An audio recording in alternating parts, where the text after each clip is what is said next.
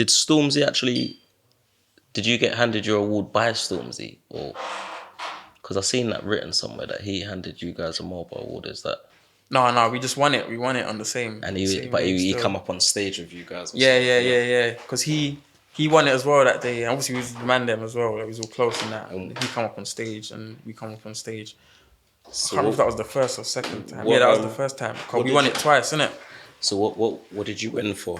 Was it Best New Act was one of them? Yeah, Best Newcomer. That was the first time we won. Mm-hmm. And then the second time was Best Hip Hop Act. Best Hip Hop Act. Yeah. And then, we performed. We performed as well. We performed in the Mobos as well with Rita Ora. Okay. Like. What? So you guys have got a song with Rita Ora as well? No, do you know what is mad? We wanted to perform, innit? Our manager was trying to pattern us to perform there, and they weren't trying to let us perform. They was like, no, we've got all the performers already, innit? Like, we've got, everything's patterned already, innit? But our manager he's got like a load of links and that, innit? So he kind of like done his research, found out who's performing, and Rita Ora's performing, innit? But he's got links with her and that. So he must have shouted her, gave her, pitched her the idea and that, like, yeah, Section Boys and that. You lot come. This time she's kind of been paying attention to us already, innit? Showing us support before that anyway. And then we ended up coming out at the end of her performance, like as a surprise thing, innit? So with the Mobile Awards, you know what I heard? I heard that for your stage setup, that artists are paying all like up to 20, 30 bags to actually perform at the Mobiles. Yeah. Is that something is that true?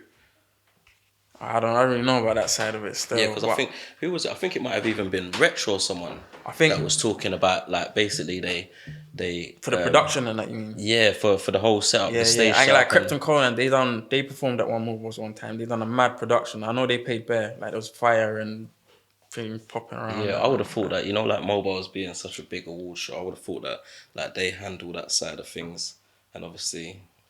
You know what it is, yeah? With the Mobos, it's like, it was all new to us then as well. And many times we was independent. Labels weren't really as big then, especially artists like us from the roads and that. Like, labels weren't involved. So most of that stuff was coming through your labels. Your labels are paying that. You just cut off the budget and that. But them times there, it's like, you had to pay for everything. We didn't really even know that you had to pay. Everything was paid for. Even your tables that you're sitting down for. They cost like 10 bags and that. Like, yeah, you know see, what I mean? that's all mad. That's why, who was it? There was someone... I can't remember exactly, but I remember someone was asking for their brethren all to put money because the tape, like you said, the tables, so much money. Do you know what I mean? But no, that's sick though. Winning 2 Mobile Awards as well, and you also opened up for Beyonce in Wembley, and that's like 90,000 people. Yeah, that was mad still. That I couldn't even imagine doing that. If I come out and looked at 90,000 people, I'd probably start panicking and definitely forget my words. Is there anything that's happened like that to you where you forgot your words? Yeah, a couple times. But where man was in a group, like, there's always the man them there to back man up still, kind of thing. And then after a while, we was doing so much shows. Like, you just, it's just in your head, like, you just know it. And it's like, I'm thinking, how does man even know like 10, 20 songs just off by head? But it just kind of it grows on you, innit? You know what I mean? Yeah, of course. And I see that, like, recently, I don't know if you've seen the post as well, where Fredo, he's talking about basically that he thinks he's got the maddest kick collection. Mm-hmm. But then when I was going through your Instagram, I seen that you look like you got a little sneaker shop going on there as well with that post. Where you saying, do you think you can compete with Fredo?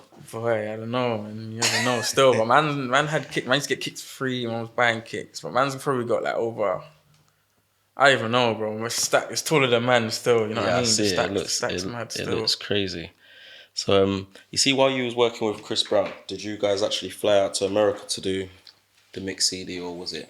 No, I went even America. Where did we go first? It was Amsterdam. Still, we went Amsterdam, and then we recorded. We went there. We stayed over there. We went to his studio and that. Like, you had our studio. First, we went to his hotel and that. We were just chilling in his hotel, one mad sweet thing and that. Mm. Then, obviously, I was just kicking it with him and that. Then, from there, we went to the studio. Then we was just up like all night till like 6, 7 in the morning, just recording. So even before that, we done that tune, Whipping. We done that song still. And that was just through like, he was just feeling what we was doing and that. He was like, yeah, I want to work with these guys, innit? And then our manager just patterned it, and that kind of got sent over to us. And then we just done our verses in the studio. Quavo was all on it as well, still. Yeah, I see that. And that was when the Migos were kind of like still coming up doing their thing as well. So it was like, that was sick as well. Yeah, of course. And then, yeah, so obviously we went studio, done that. We made a song. We was meant to only make like 1 or 2 songs, innit? And it ended up being a mix CD. He was just dropping bangers, innit? He was like, no, I want the next one. I want the next one. And then, yeah, before we knew it, we had just bare songs in it. And he was like, that's what I'm saying. It was all spontaneous. Man was like, oh, yeah, fuck it. We're making a mixtape. We're making a mixtape, innit? So I was thinking, right, this is mad still. So the vibes was just... So how long did you spend recording that CD? 2 days still. It was just over the course of 2 days? Yeah, so yeah. It was just like flat out, just... Yeah, we probably got there about like 9 o'clock or something, and we was just up till like 6 in the morning. And went hotel, went sleep, woke up the next day, done the same thing again. Bam, went studio again. Like the vibes was mad, it's just bed, man them, drink, girls, just vibes in, innit? And I see how you lot influenced Chris Brown as well, because he even tried to do a rap thing. Yeah. Even then, we went on tour. We went on his tour as well. Still, we come up for him in Dublin, free arena. Yeah. From Amsterdam, we got on a plane, went to Dublin, because them times he couldn't come in the UK, innit? Okay. So... But was that over the whole Rihanna thing, or is that something totally different? No, still something for whatever reasons, innit? Yeah. Reasons, but yeah, he couldn't get to the UK, innit? So I think the closest he could come was Dublin, innit? So you like Europe and that, like yeah, Amsterdam, Europe. We done because we used to be in Europe all the time, innit? Them times still.